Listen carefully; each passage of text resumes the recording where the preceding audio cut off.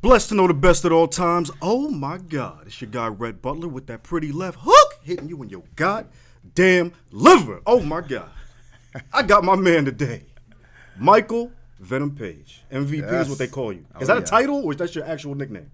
That's a nickname. It's a nickname. Okay. It's looking like a title right now. Yeah, it is, man. I'm taking it over. I'm telling you, man.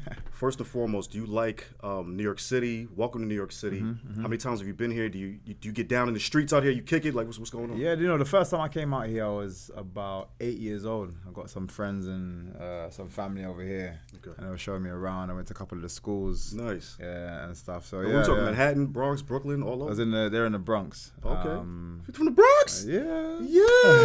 Yes. MVP in it, man. Your father, if I'm not mistaken, was a martial artist. Yes, is a martial artist. Yeah. Siblings as well.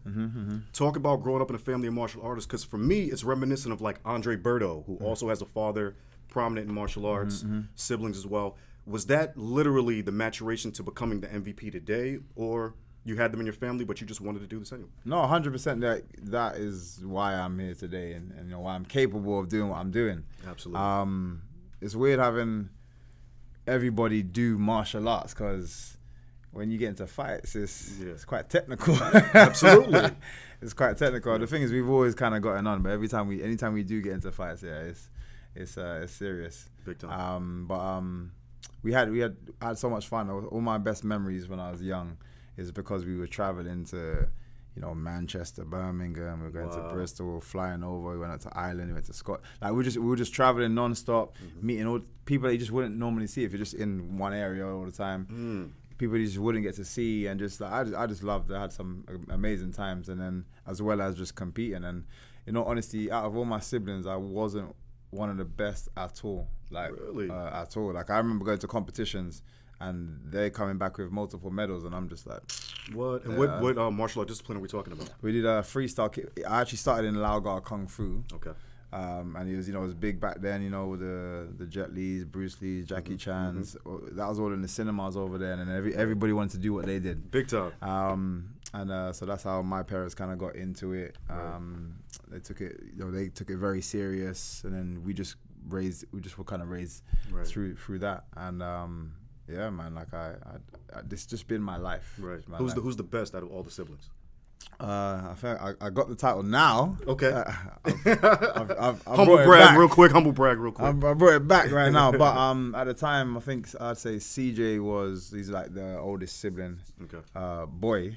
But my sister, she used to she was it. She bossed us around as well. Like, wow. As one of all of our siblings, we couldn't ramp with. And you're the youngest? No, I'm in the middle. Okay. I'm in the middle. There's 7 of us. Nice. In the middle, yeah. And Trinidadian father, if I'm not mistaken? Jamaican moms? Yep. Now, we got to talk about this, because in the Caribbean, it's not really well known, obviously, for martial arts. I'm good friends with Sean Roden. He's a friend of the Shadow League. He's Mr. Olympia right now for bodybuilding. Wow. So 2 unconventional athletes in relation to where you guys are from naturally in the sport. But just talk about that. Is that weird for you, number one, being Caribbean descent, but also being this martial artist? And when you go back to the islands, if you do go, is there like a crazy reception because you're so rare? No, weird enough, it's funny you say that. When I go back, not really. It's only the family, the family that we're in touch with that kind of know that are like pumped about it. They love it. Like and Trinidad, they celebrate anything. Yeah, anything. This is why we love this, by the way. It's a lot of feathers and listen, the prices all year round is a problem because they're always celebrating. But yeah, it's usually the immediate family that are kind of pumped about it. And as you say, it's not that popular over there in general. I know they're trying to create a little circuit over there, but it's gonna take a while. It's gonna take a while to kind of get out there. But because I'm from the UK. In terms of me, although that's my family heritage, because I'm from the UK, it didn't feel abnormal to do because everybody was doing karate or judo or kickboxing or kung fu at the time. Absolutely. And from there we kind of crossed into freestyle kickboxing, and that's where we were doing all our competitions from. And I've been competing since the age of 5, right? And it's just been non-stop. Now I know obviously you were a kickboxer, but during that time, at some point you realized I need to go into MMA or evolve into a mixed martial artist. Yeah. Was that impetus mainly because of market share, want of notoriety, or because you look at kickboxing today with Glory and stuff? It's popping, it's back, it's here. Do you look at that decision and say, you know what, maybe I'll even go back to kickboxing, or is this really like it's about MMA? It's weird because the type of kickboxing I did, because the umbrella of kickboxing, there's so many different arts. Vast, you know what I mean? So I was doing a thing called freestyle kickboxing, which is more it's less about the power and it's more about the speed. So again, it just on that alone, like people used to take the piss out of us all the time. Like, you guys ain't really fighters. You guys can't, if you come up against guys that actually really hit, because it was all about points. It was all about scoring points. But they just didn't appreciate until, let's say, like people like myself coming out and actually just demonstrate it in the full contact world. They didn't appreciate the attributes you get from just focusing on speed itself. And speed is power, man. Some of the hardest shots that I've received, even to date, is still in the freestyle world, just because you guys are exploding forward at each other at crazy speeds and you're landing. But again, just from on camera, it doesn't look as appealing. We're in head guards and this and that, so it just doesn't look as appealing as it would, because people are, especially for combat sports, they're bloodthirsty. You know, they want to see somebody sleeping all the time, and it just that wasn't the element. It's funny you're saying that. It reminds me of football. Like, they always want to take the helmet off and make sure, like, you see me? Yeah, 100%. Gotcha. Celebration. Yeah, absolutely. Yeah, plus MMA got that sexy drip right now. That shit is popping right now, right? We're in MMA. Yeah. Okay, come on, man. Like, first and foremost, you out here wrecking shit, man. You wrecking shit. Trying. Like, for real. Yeah. We're over here in America. We see what's going on. I know you fought in America like, 7 times or so? Yeah. But still, it was like your profile has raised considerably every year. 100%. To the point where, and I mean, I'm going to point this out, obviously, the Evangelista Cyborg Santos fight was phenomenal in relation to just the impact. Yeah. Walk me through just that moment, and do you feel like that was, in essence, a breakout moment for you? 100%. I just because the pure, like the next day, is ridiculous. Yeah. Like, you were definitely a meme. Yeah, man, I was everywhere. I was everywhere. Sure. I think I was #1 trending on Facebook for the next week. And it didn't slow down. Obviously, there's multiple elements to that. The injury was very bad. Yes. Shout out to Cyborg. Yeah. The timing of the jump knee, and then the Pokemon thing as well. Yeah. We're gonna get into that. Yeah, we gotta get into that. So there was 3 elements to it that kind of just kept it up there. So yeah, it was crazy at how far it spread to, but it's weird at the same time, because like, even now there's certain people that, although they have seen that clip, if they had met me, wouldn't know that was me. So it's a weird one, unless you were actually involved in MMA, as in you follow the sport. There's people that I've been speaking to, and they have a conversation. They're like, okay, you do MMA? Crazy that, yeah. I don't really follow it too much, and I've seen this and that. And someone was like, he's the guy that did that, the Pokemon. Oh, you're the Pokemon man. Oh my God. So they know that. Right.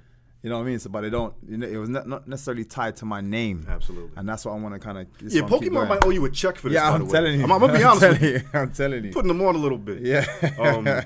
That's crazy. Well, how'd you feel during that moment? I mean, did you just see that moment in time and just was like, it's right here, or was it literally just pure adrenaline? No, we were. I'm gonna give just everything to why that actually happened the way it happened to my coach, because as soon as we received the name, he was like, "Okay, we're gonna be training jump knees. Like this is what we know." And every something.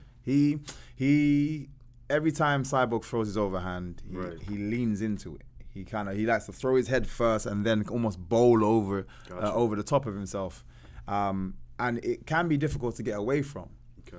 You know what I mean? And you can kind of misjudge get the timing wrong, because his head's there first, and then you try to get back, and then the arm's still traveling towards you. Sure. So he was like, instead of going back, we're going up.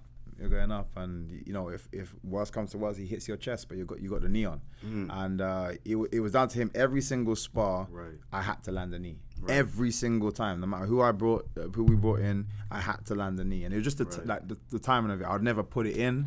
It was just getting the jump of it, and yeah, we were looking for it. I had told her, I can't remember what interview I was doing.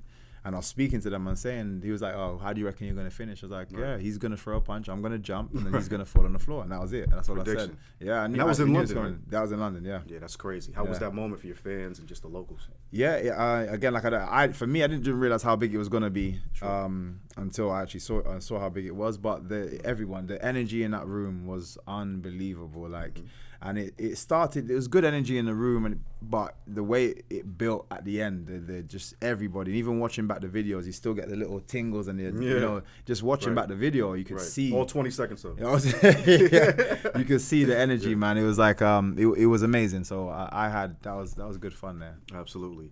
The UK fight scene in general. I mean, you guys are popping right now. You got Anthony Joshua, of course, Kell Brook, Amir Khan, the others.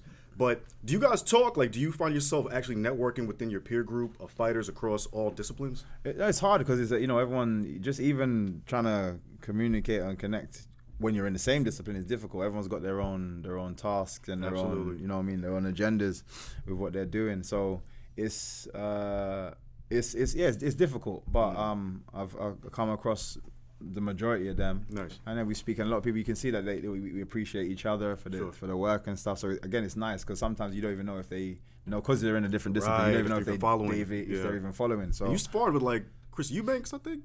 Yeah. So, junior, I mean. Yeah, the junior. Yeah. So I sparred with him. I sparred with James DeGale. They're fighting soon as well. So I sparred. Yeah. So a lot of the times we do cross network in some way, shape, or form, but not necessarily spend the most amount of time together. Okay. Yeah, big time. Bellator has really like championed the tournament format, especially in relation to its competitor. And now you're entering the welterweight tournament. This is going to be huge. Before we get into that and what that is, we got to talk about Paul Daley because this is first round for you guys, and this is a match everybody's been wanting to see. When I saw that they matched it up, I was like applauding Scott Coker for jumping this off this way. First of all, don't let us wait and leave nothing to consequence. First and foremost, what is the maturation of the problems or beef, if there is even a beef, on your end with Paul Daley? Oh no, there's Semtex. There's beef. Okay. And it's Tampax. I'm just gonna correct you there. Just saying. He said that. There's beef. There's beef. I genuinely don't like him at all. Where did it start from? I mean, I just felt disrespected in one of the interviews that he had done, and it literally kind of escalated from there. It was nothing drastic and nothing crazy happened. It was literally that, and then when I was kind of like, okay, let's fight, I didn't hear nothing back, so I was like, cool, I'm gonna attack you online, and when you said let's fight, you're talking about through the media or like your personal social? No. Actually, let's make it happen then. If you feel that you're on a different level to me, then let's make it happen and show the world that didn't really respond. So I started just like teasing him. I'm very playful with that kind of stuff online. And obviously he took it a lot worse again, and it just kind of built up from there. Man, really? and I want to even say, like, one time I think he fought, and then as he was leaving the cage, you guys had like a little skirmish, so to speak, verbal. Not really though, but it's just the way it looks on camera. But when you actually see it, I'm nowhere near him. Okay. Like I'm nowhere near. I think he make it seem like it's a bit more than it was, saying like I was there and I was kind of trying to get to him, and then he ran out, and I was stood still the whole time. Right. Even as it was happening, there was no point me trying to run through 100 people to get you. I already knew this was not going anywhere, so I just stood there. Like I found it funny. I found it more entertaining than anything. Right. And again, almost it felt tactical at the beginning, but then afterwards I was like, I don't rate him to be that smart. I think he's just a very impulsive person. Right. So what I mean when it felt tactical is he had just lost the fight. Right. So it felt like let's just distract everybody from that terrible performance that he had. Now Roy McDonald is an amazing athlete, and it was what it was. But I feel like it was a distraction. But like I said, I don't feel he's that kind of smart. So it was an impulsive reaction, and just like he throws strops. I'm annoyed that I've lost, so let me just take it out on whoever. Got you. Were you a Paul Daley fan at any time? I mean, this guy definitely was a knockout artist. No, I didn't. I wasn't really into mixed martial arts like that. So even when I got into MMA, the reason I made the decision to get into it is because I like to be a student. I like to learn new things, especially when it's like physical. Like I've done skiing, I've done cricket, I've done tennis, I've done like there's not one sport I haven't tried and haven't been into. Not trying to be funny, but all those other sports, I'm just looking at you like kneeing somebody with a tennis racket or some shit with a fucking like I see you doing something crazy on snow right now. But go ahead. But so I went into the mixed martial arts because I said to myself, look, I can learn a lot of new. You have to. You can't just go in there and think you're just gonna kickbox. I can learn a lot of new arts, and even when I was doing it for ages, and still didn't really learn any really, but because I wasn't watching it. Sure. I was the typical fan that was just like, if they're on the floor, I don't care. Like sure. I'm not interested. It's boring. Until I started to do the jiu-jitsu and started to learn, and then I was like, they're on the floor, and I'm still like, oh no, he's nearly got. Oh no. Like you got new eyes. Absolutely. But it's only through being on the MMA circuit in the UK that his name came up. Okay. So it wasn't somebody I had to watch before. And then so you didn't really watch the Cage Rage? No, I didn't watch any of that until afterwards. I kind of watched back on certain fights. Like people would be like studying mainly. Yeah, it was just because people would in the gym would talk about and back then when and I'm like, I don't know what's going on. So I have to go and watch it now. But it's only when something came up. You know what I mean? So I've never really watched him like that. So yeah, I've never been a fan. Yeah. But found out who he was through just doing it. Interesting. Tournaments, of course, Bellator. So they've championed the tournament format. Do the tournaments get you up a little faster in terms of like your preparation? Meaning, look, I know this is laid out, the pathway. I'm watching other folks get it in, and I might get the belt this way versus just one-on-one straight to the belt. Like, what one is more enticing to you in relation to like? Well, I come from a tournament format, and the tournament format in this, it actually also means that I know roughly when I'm going to be fighting as well, because it's the unpredictableness of this sport can be an absolute pain. Like just trying to book a holiday, is ridiculous. The amount of times that me and my partner have booked to go away, and then I have to keep going back to her like, they moved the fight. And she's just like messing up plane tickets. Yeah, exactly. So again, we always try to book with a bit of like being tactical and seeing if we can move flights or get refunds on it and making sure you have all those insurance. But it's difficult to go in here. So a lot of the times that as soon as I fight, I make sure I go away from them because the likeliness is I'm not going to be fighting again for X amount of time. Right. But it is difficult. But now you have a rough understanding of how to. It's going to be a bit easier to navigate what I'm going to do personally as well. You know what I mean? Yeah, Rich Chew, Scott Coke, you're keeping my man's travel insurance on swollen right now. We're calling you out, matchmakers. Absolutely. Ryan Bader crushed it. Oh, yeah. He's the dopest heavyweight next to Daniel Cormier right now, probably in the space, through a tournament format. Do you hope from this tournament that people are going to say, wow, that is the welterweight? Now, people will say, and there's going to be a lot of people that are in support of the fact that I'm there. Sure. But there's always going to be people that just don't want to, especially if they were the ones to be like, he's never going to do this or he's not going to. There's always going to be a reason for them to continue that hate. Sure. There's always going to be a reason. Well, he didn't do this, or it was a lucky punch in that last round. Let's see if he can fight this person, and it'll be somebody that you'll be like, well, how does that make sense? Like, where did that come from? But they just always need until if I was to lose, touch wood, that's when they're gonna be like, see, I told you. Right. And doesn't matter what I've done in the past. It's like they're just waiting for me to trip up somewhere down the line, and I just don't care about those people anyway. So I just got to keep doing me. Like, this is my journey. I'm doing it for myself and, the people that I love and care about around me. It's interesting you say that because I don't see you having a lot of haters right now, man. And the reason I say that, and you know what's so funny that you mentioned that, because when I look at you, I'm going to call out Israel Adesanya based on what he just did, obviously. You guys, like, they always talk about the evolution of mixed martial artists, right? So they like to point at John Jones as, oh my God, look what he can do with his elbows. Yeah. You definitely have that same ethos around you. But people aren't saying that in a negative connotation. They're kind of just saying, like, that's the next level too.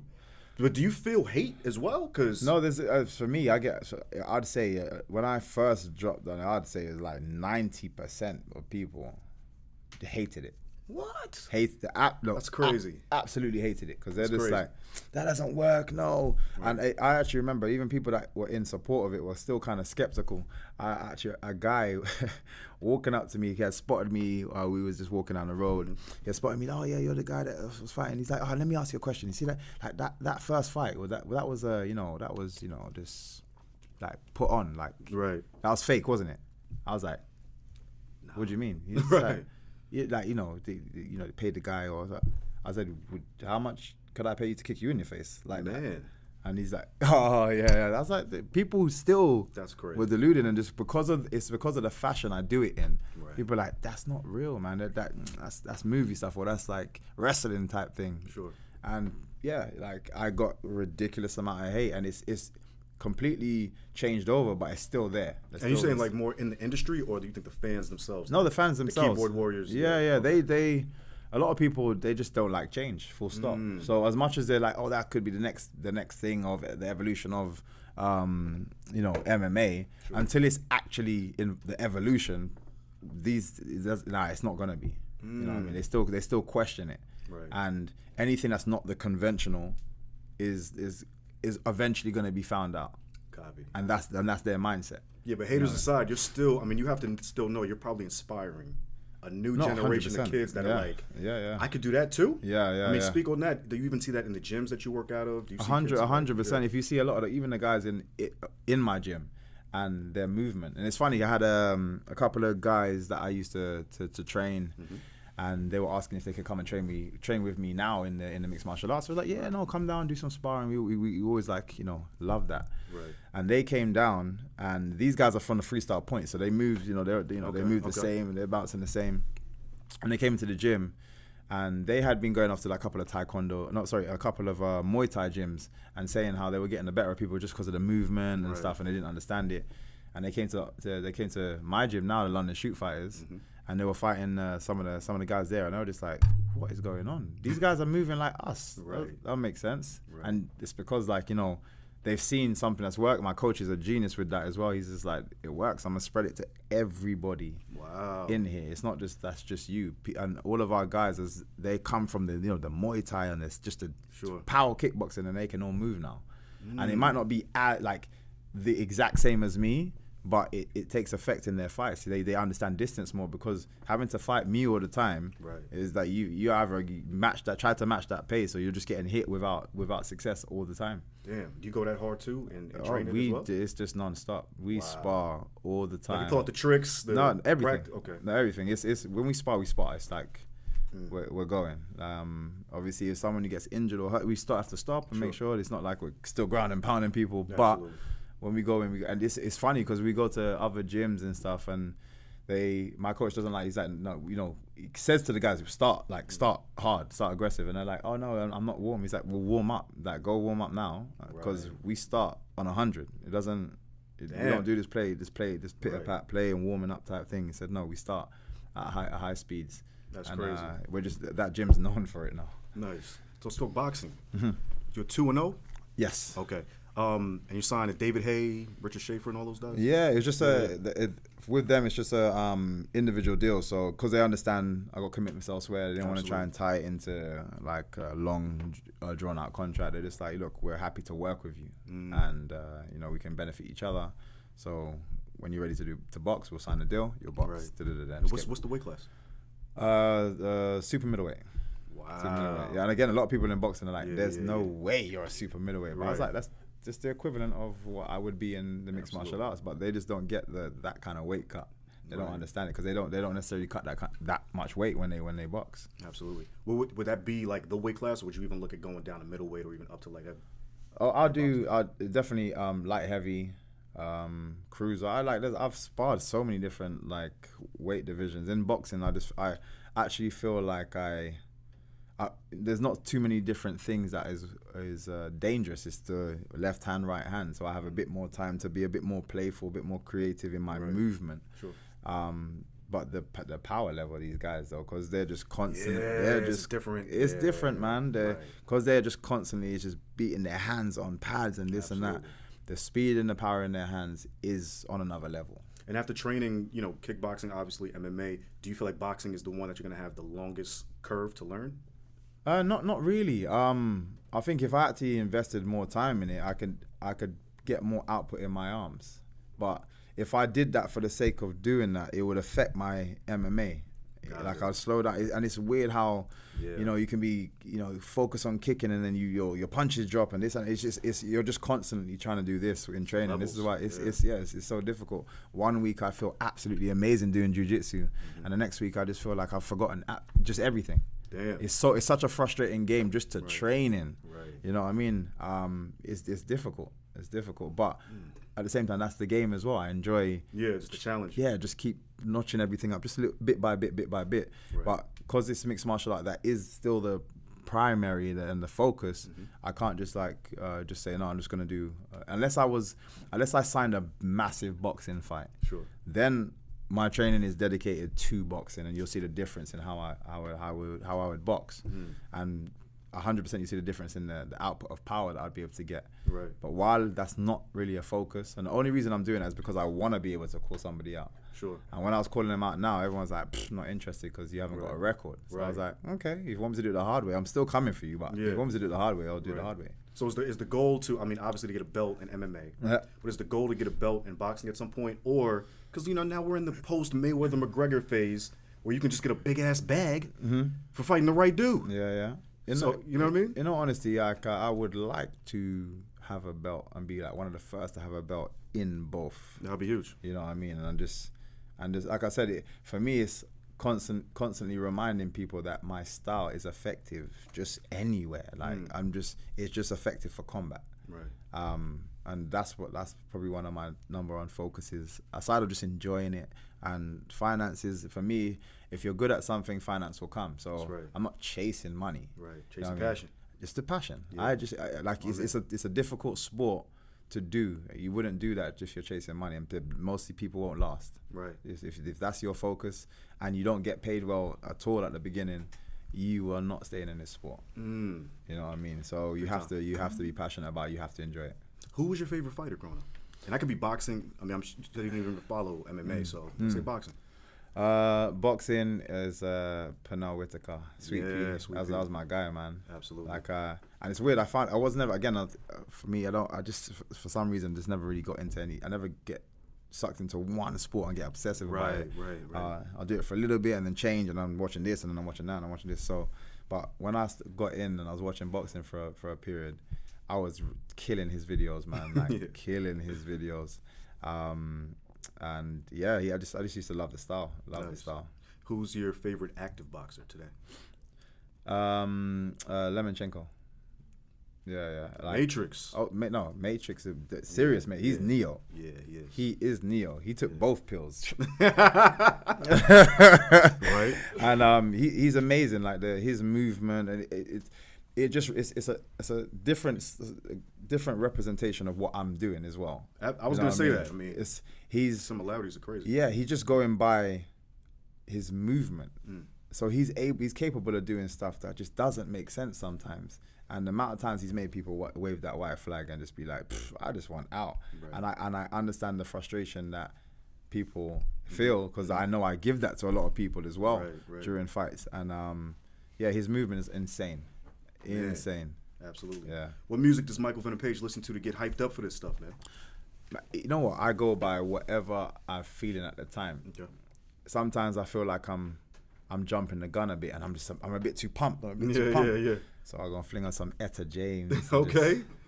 My man, shout out to Brian. He was listening to classics earlier today. Yeah, man. Just like mellow myself down. And sometimes I want to be pumped, and I'm listening to the grime music in the UK. Bro, or we like this grime music. I'm telling you. Absolutely. They're doing big things, man. They're doing big things. Stormzy. We know about these guys. Skepta. Yeah. Obviously, we look at what's my man's name? The radio DJ.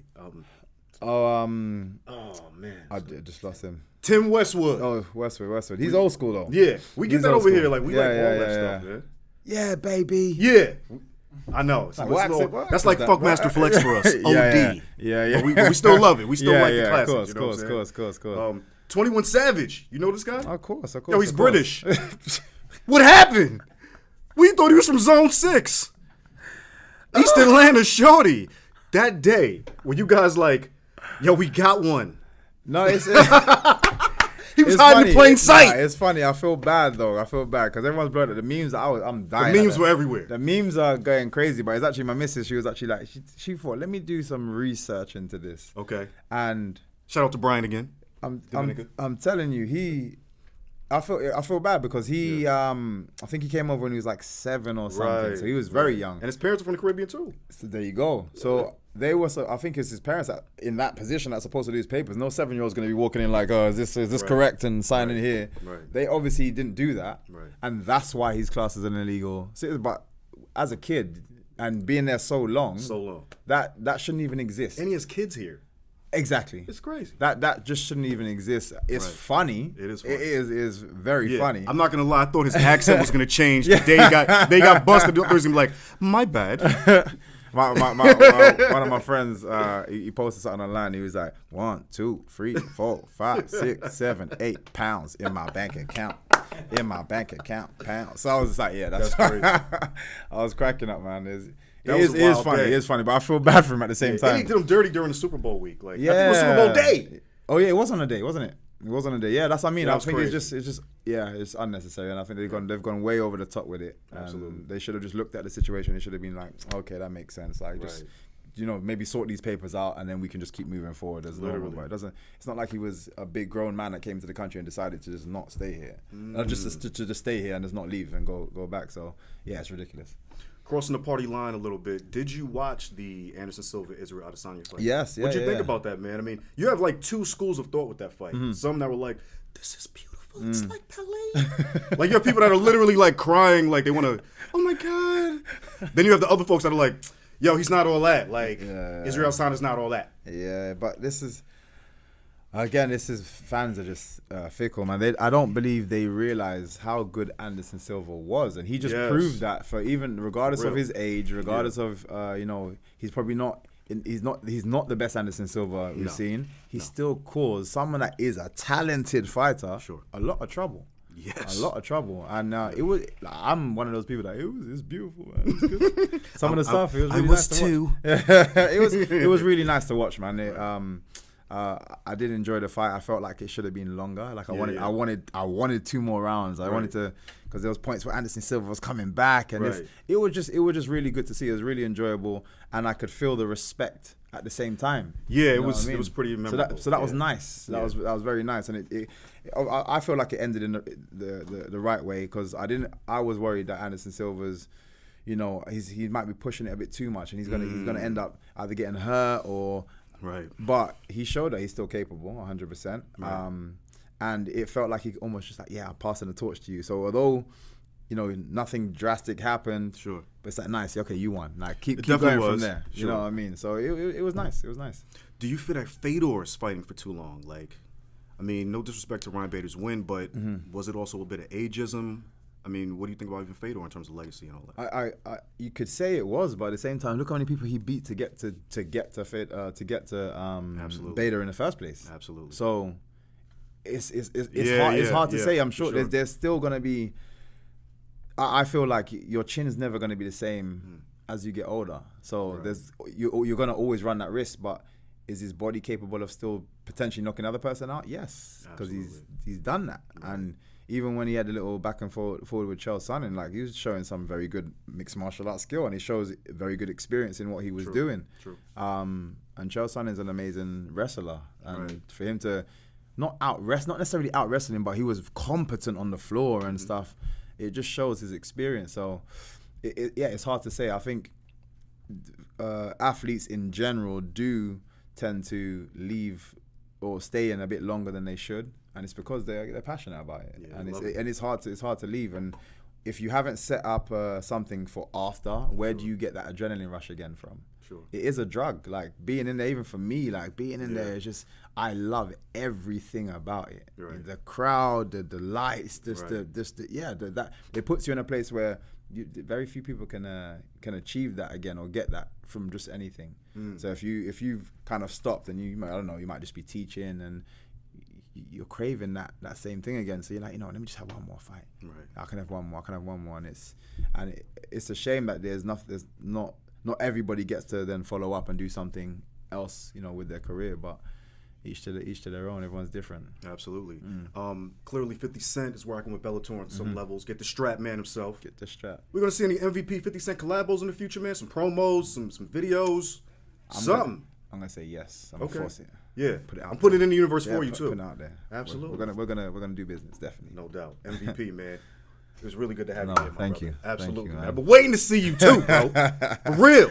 And I will be watching this Saturday, like all you will, to be fool. Oh, yes. When you get against Semtex Daley, you called him something else. I ain't gonna do that. C4 is what we say over here. Oh my God. Abdul, sorry. Oh my God. That was your pretty left hook hitting you in your goddamn liver. Thank you, Michael Venom Page. Thank you so much.